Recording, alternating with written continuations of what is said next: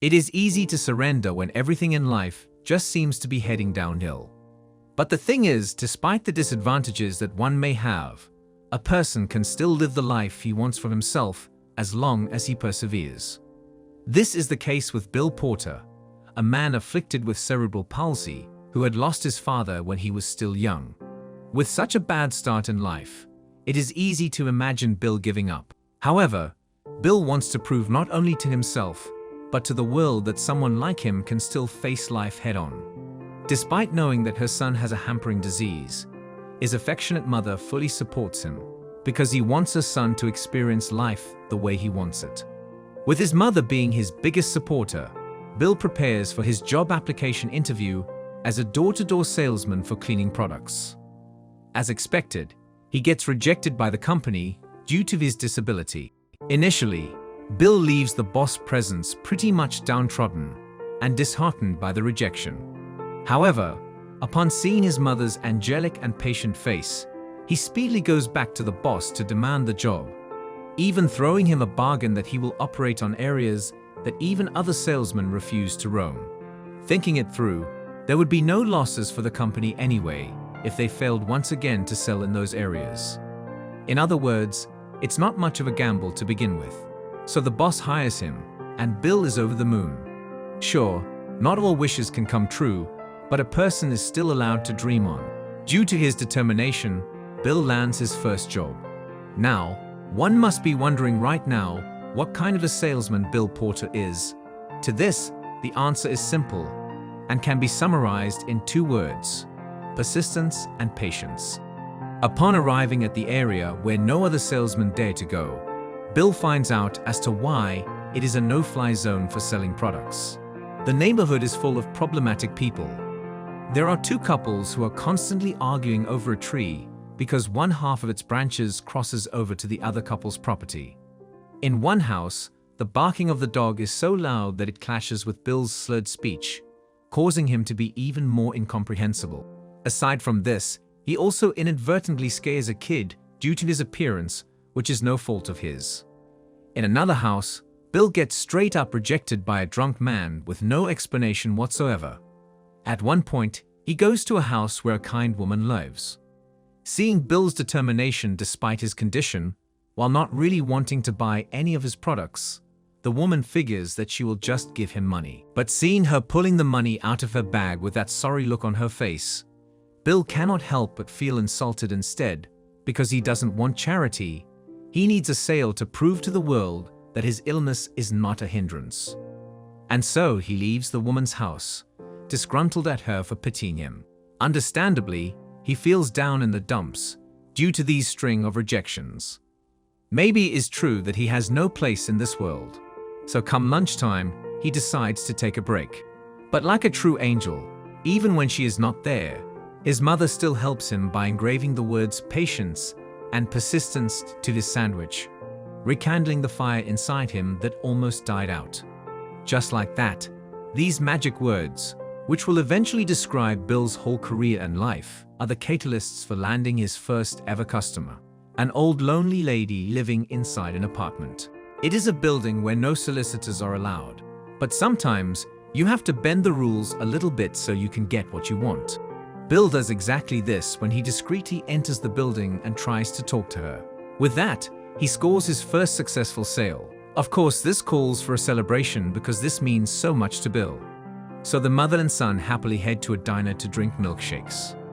As a gift for her son's achievement, she gives her son a pocket watch that used to belong to Bill's deceased father. Proud for what he had accomplished, she truly believes in her heart that Bill has great potential of becoming a remarkable salesman, just like his father.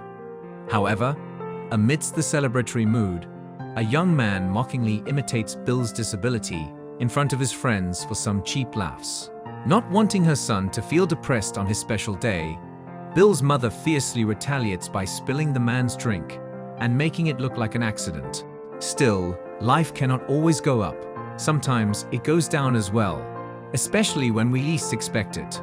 4 days later, the boss of the company informs Bill that they have received a customer's complaint about a child being scared of him. But instead of wallowing in his failure, Bill employs a new approach of selling by utilizing a hand puppet to make children smile. It shows that Bill can easily adapt to any problems he encounters due to his unbreakable spirit and will. One night, Bill's mother fails to arrive at their usual meeting location. As such, Bill has to walk back home. But upon arriving there, he sees that his mother is not inside their house, as well as around the vicinity. For this reason, he quickly reports his mother's sudden disappearance. But just as he is calling the authorities, a police car arrives in front of their house with his mother. In a heartbreaking revelation, Bill soon finds out that his mother is developing chronic forgetfulness due to her old age. The mother and son share a somber embrace, as it seems that Bill is now the one that has to take care of his mother. Yet, the idea of giving up has never come to Bill, whose heart tightly holds onto two words: patience and persistence. Due to these traits, he earns the loyalty of his usual customers, while also earning new ones, such as the gay couple who owns a botanical garden. He has also befriended various colorful characters that he always meets along the way, such as the bus driver, who is always happy to see him, a hotel employee who always helps fix his necktie, and a shoeshine man who always laughs at his jokes. However, keep in mind that this is not just a one-way street for Bill, where all of them just help him without anything in return. Bill gives them money to show his gratitude for their help. Sadly, in the meantime, his mother's forgetfulness has gotten stronger, so she has to be put in a home for the elders because there is no one at home to help her. However, Bill quickly changes his mind one night when he visits the home for the elders and sees an old man convulse beside his mother with no one coming to attend to him. Concerned for his mother's safety, Bill takes his mother back to their house.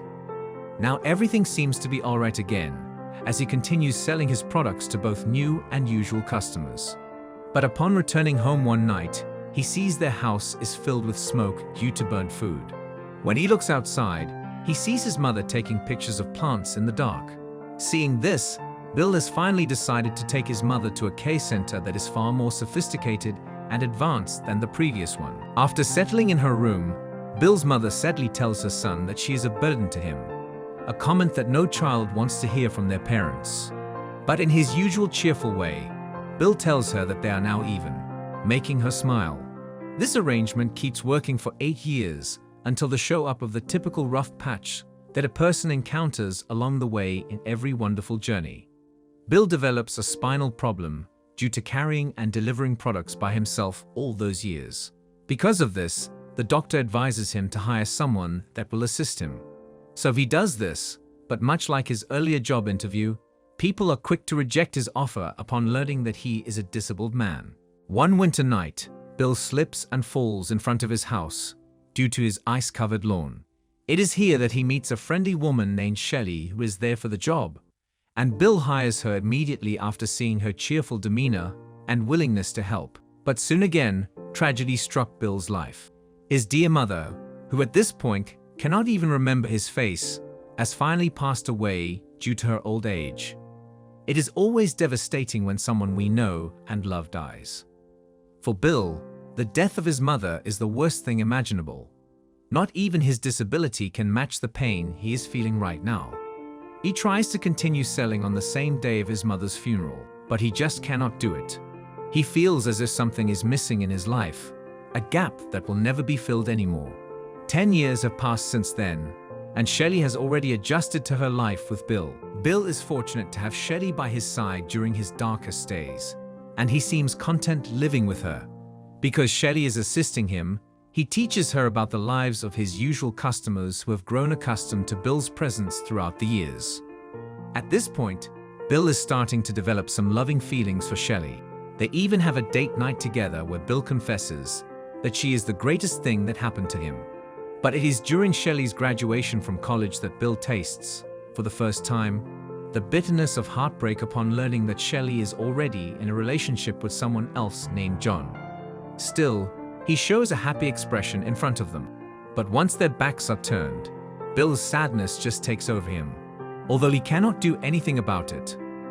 Some days later, Bill is having a hard time pressing some of the buttons in his old typewriter, and Shelley urges him to buy a personal computer. Upon approaching him, Bill notices that Shelley has some forms in her hands, which he is supposed to finish. Shelley finds it convenient to finish the reports already because she has free time to do them, but this only angers Bill, who does not want to rely on anyone else. For this reason, he storms out of the house and Shelley apologizes. 9 years later, Bill attends an awards ceremony for his boss, who has decided to retire after so many years. His boss introduces Bill to his successor, an arrogant young man named Peter. After their introduction, Bill heads to a nearby table to converse and joke around with his fellow salesman. Here, Peter thinks that the boss is telling him a joke regarding Bill's employment, laughing at the idea that they have hired a disabled man to sell their products.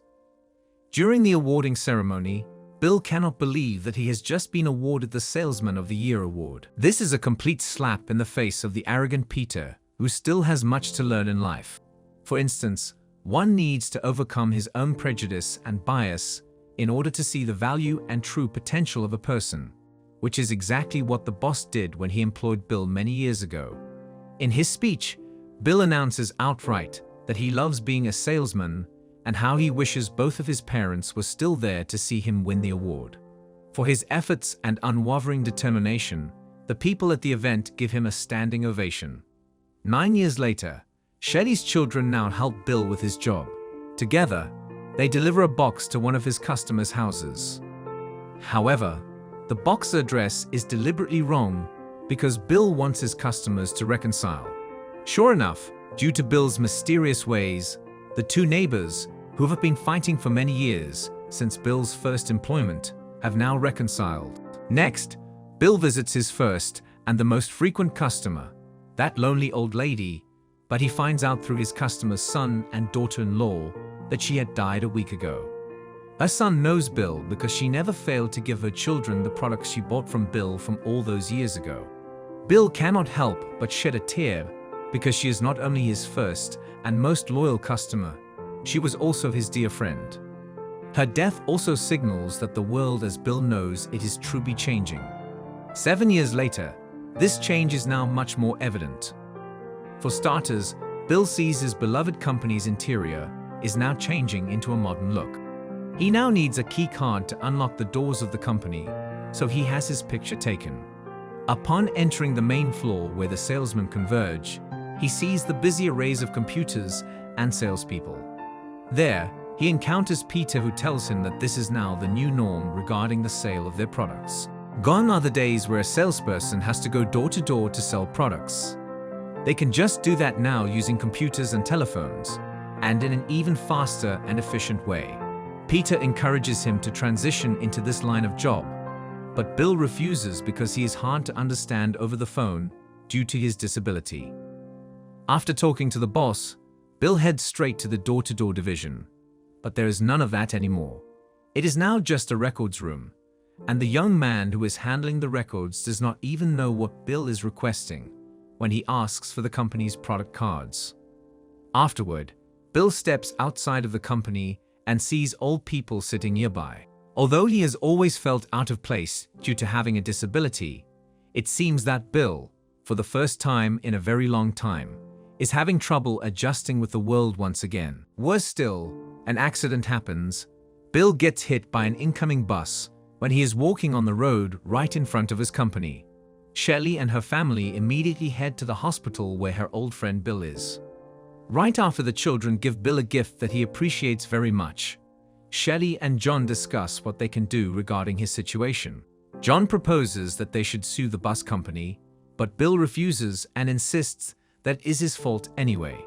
When Bill refuses all the ways where they can get money to pay the hospital, Shelley lashes out at him about the other expenses that he has to pay due to his insistence. Here, Bill decides rather impulsively that he is selling his house, stating that it is the right thing to do. Though Shelley and John strongly disagree, he remains steadfast in his decision.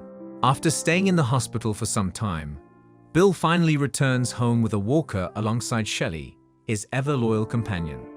However, Bill tells her that it is time to finally let her go because he cannot pay her anymore.